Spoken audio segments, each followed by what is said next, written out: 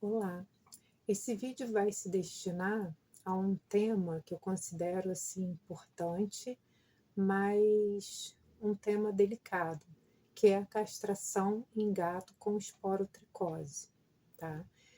O protocolo, pelo menos o protocolo que é seguido pelos profissionais que cuidam dos meus animais, é, a castração, segundo esse protocolo, deve ocorrer apenas após 2 meses da cicatrização das lesões causadas pela esporotricose, tá? Então, se o seu animal, segundo esse protocolo, ele é diagnosticado com esporotricose e tem uma lesão, não se deve castrar o animal, tá? Ou então ele começa o tratamento e as lesões elas cicatrizam, mesmo com a cicatrização, não se deve castrar, segundo esse protocolo, o animal. É necessário aguardar 2 meses da cicatrização das lesões para realizar a castração. Isso é bem complexo, tá?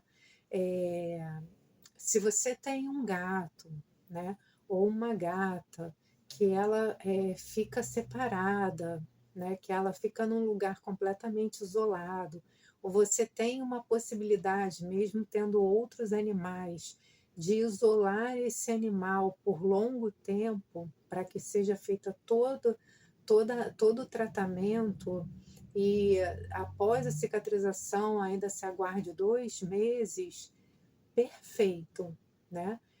Eu não quero jamais tirar, né, o mérito do protocolo, né? E por que que o protocolo ele diz 2 meses?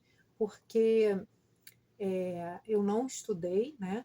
Mas me foi passado que é necessário aguardar esse tempo, porque a imunidade do gato com esporo fica muito baixa.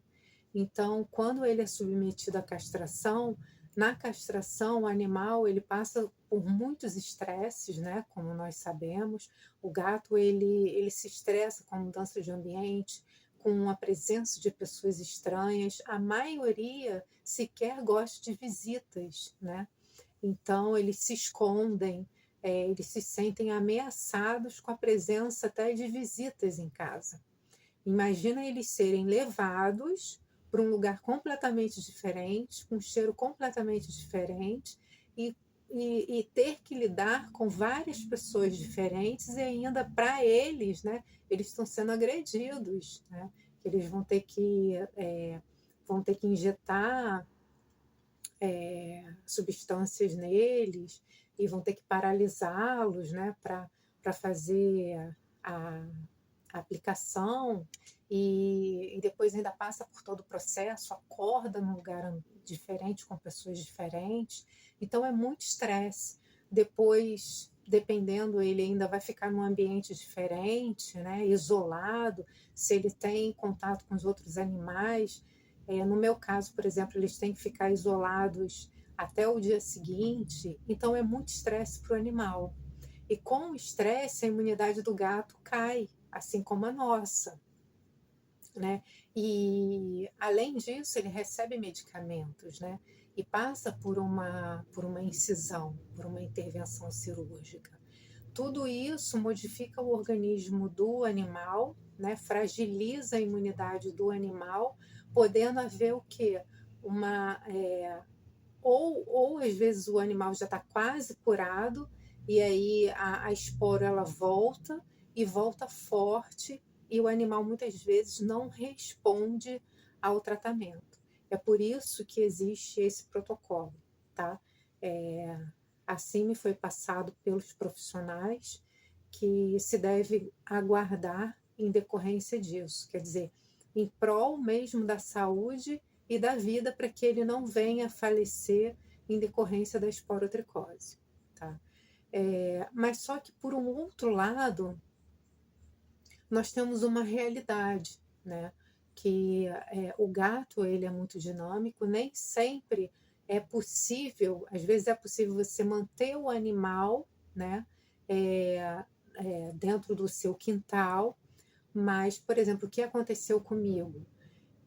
Com a recuperação das fêmeas, durante a fase que elas estiveram muito debilitadas, elas não entraram no cio, porque o felino é assim, se ele estiver muito debilitado, ele não entra no cio.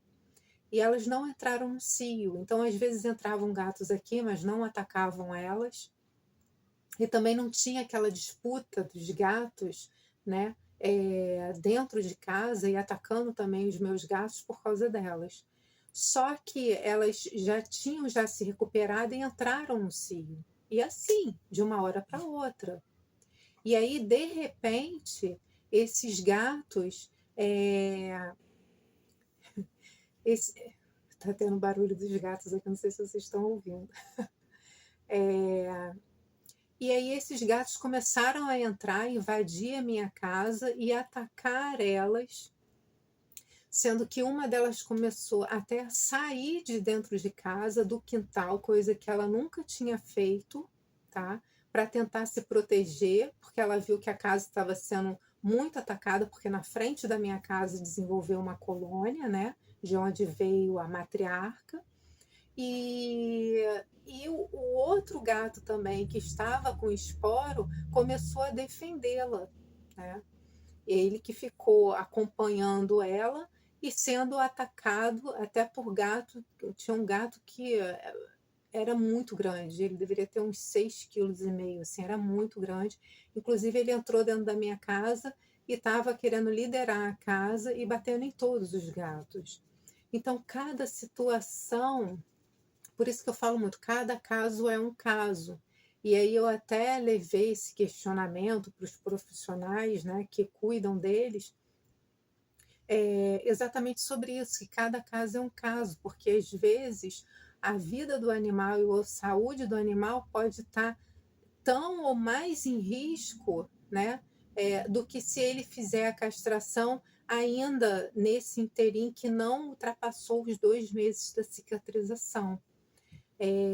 Às vezes, cada caso é um caso, tá? Mas, por exemplo, no meu caso, quando eu vi que eles estavam com uma boa imunidade, que ela já até teve a capacidade, o organismo dela, de entrar no cio, ali ela já poderia ser castrada, né? Então, é muito importante essa reflexão sobre o protocolo.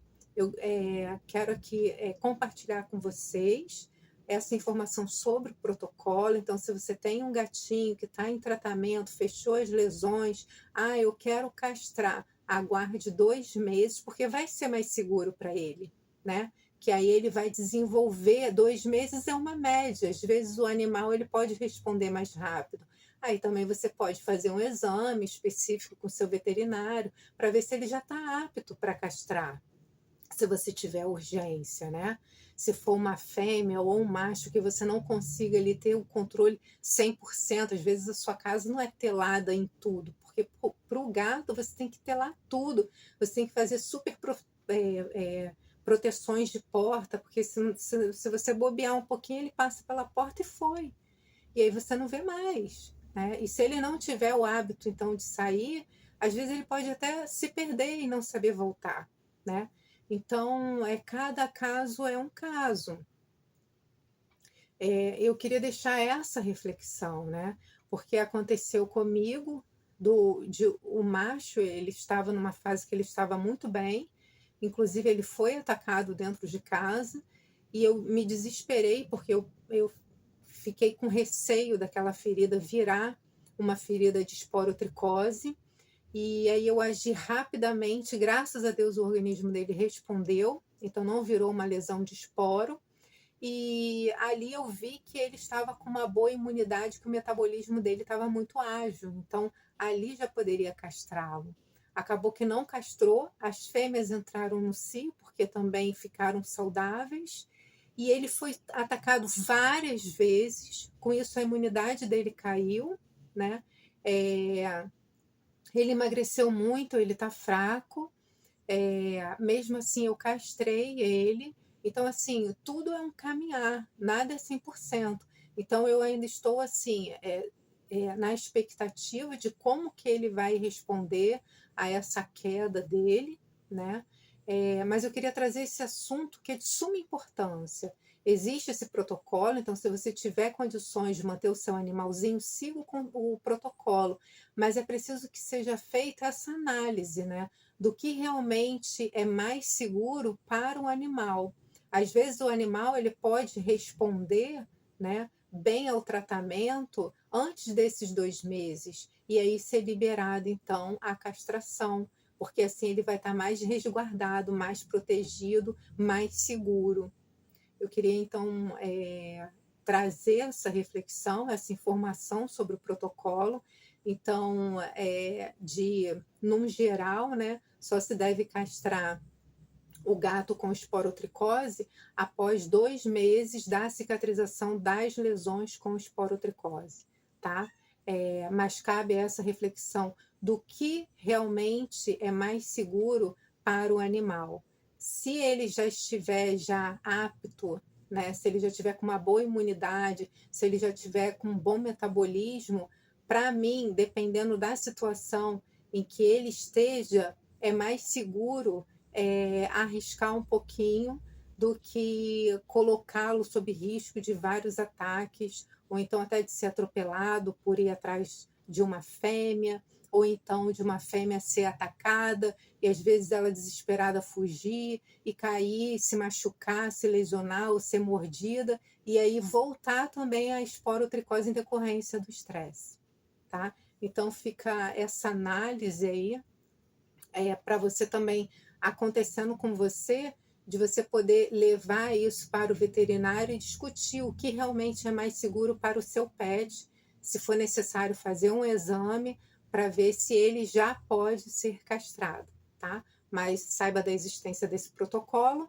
e também converse com o seu veterinário para ver o que é melhor para o seu pet na sua situação. Até breve!